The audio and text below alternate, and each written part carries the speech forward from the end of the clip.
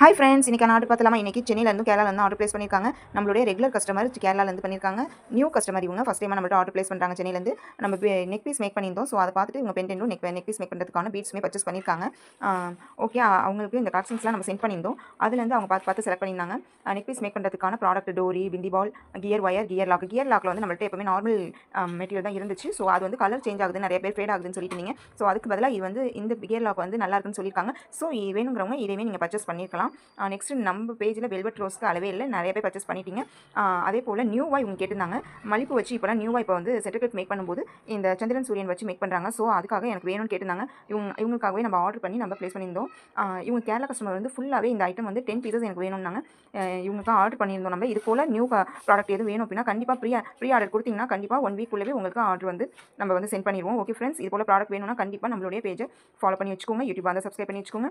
order பண்ணணும் அப்படின்னா கண்டிப்பாக ஸ்கிரீனில் தெரியும் நம்பருக்கு